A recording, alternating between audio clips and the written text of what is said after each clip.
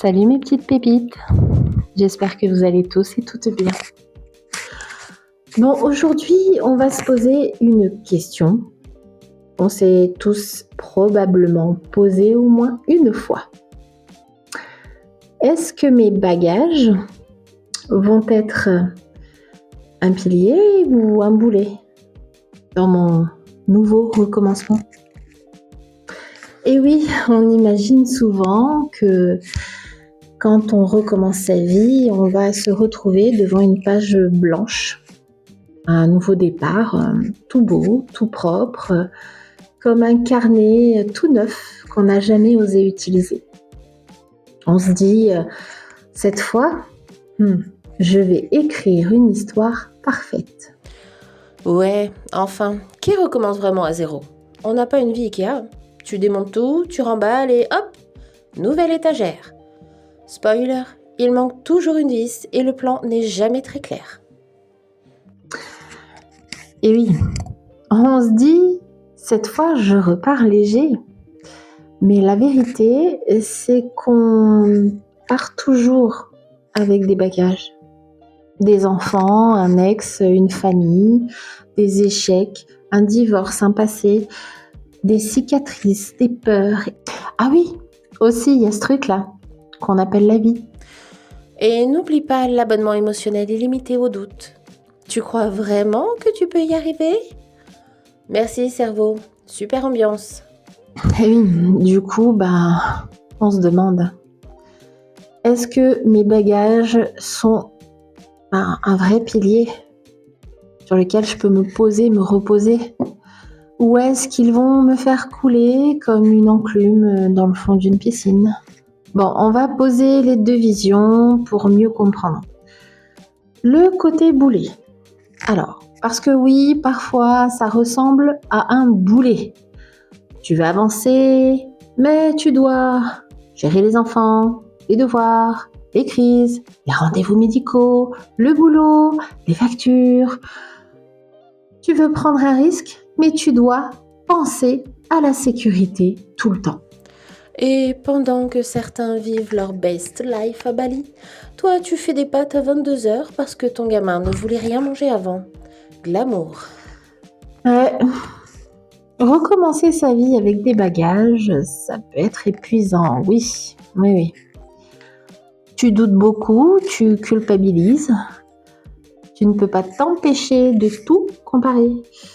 Tu te dis que tu pars perdant aussi, oui. Que tu as probablement raté le bon moment et que tu aurais dû faire les choses beaucoup plus tôt. Mention spéciale au cerveau qui dit « Si tu n'as pas réussi avant, pourquoi tu réussirais maintenant ?» Merci champion du soutien moral. Ouais. Et il y a la peur du regard des autres. Tu recommences à ton âge, mais avec tes enfants. C'est pas un peu inconscient? C'est pas un peu égoïste? Comme si la vie venait avec une date de péremption. Comme si on devait rester coincé dans un rôle qui, parce qu'on l'a déjà joué... Ah oui, pardon, j'avais oublié la règle sacrée. Tu as choisi, maintenant tu souffres en silence. Eh bien non, sérieux. Non mais clairement. Quand on s'offre ce nouveau départ, en fait, avec des bagages, on avance moins vite, c'est vrai, faut le dire, c'est sûr. Bon, on n'a pas la même énergie non plus, on n'a pas le même temps à y consacrer, voire la même spontanéité, et parfois on a l'impression que tout le monde nous dépasse. Voyons maintenant le côté pilier. Si on essaie de changer de perspective, on verrait peut-être mieux que ces bagages peuvent aussi cacher des trésors. Oh oui, la malle au trésor de la vie. Traumatisme, endurance, patience. C'est pas sexy, mais c'est du solide. Ça s'appelle de l'expérience, de la sagesse, de la résilience. Une capacité à se relever qu'on n'avait pas à 20 ans. Eh oui. Tu as déjà traversé des tempêtes et tu sais ce que tu veux. et enfin surtout ce que tu ne veux plus. Tes responsabilités, tes enfants, tes épreuves, ce sont aussi tes raisons d'avancer, non? Ton moteur même, je dirais. Ta force, clairement. Ce qui donne du sens en fait, réellement, à ce nouveau départ aussi. Et entre nous, tu serais insupportable si tout avait toujours été facile. Lance ta chaîne, bienvenue dans ma vie parfaite. Non merci, c'est d'un ennui. Ah oui, tes bagages, c'est ton histoire, hein.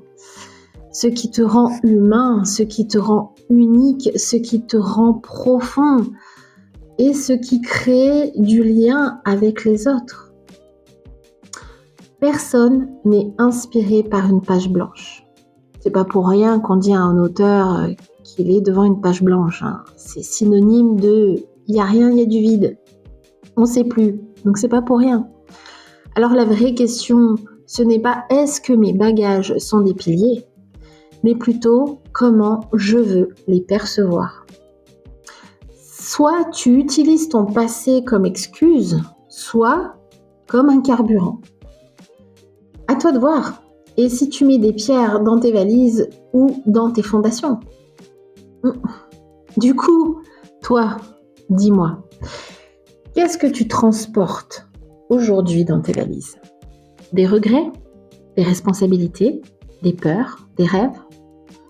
Des blessures peut-être, qui te font encore mal? Ou bien des raisons d'avancer aussi? Est-ce que tu les portes comme un poids? Ou est-ce que tu les utilises comme des piliers pour te permettre d'avancer serein sur ton chemin? Parce que dans le fond, les bagages ne t'empêchent pas d'avancer, c'est faux. Mais ils te rappellent pourquoi tu fais tout ça. Bon, si tu te sens au ralenti, dépassé et fatigué, dis-toi que ça ne veut pas dire que tu n'y arriveras pas.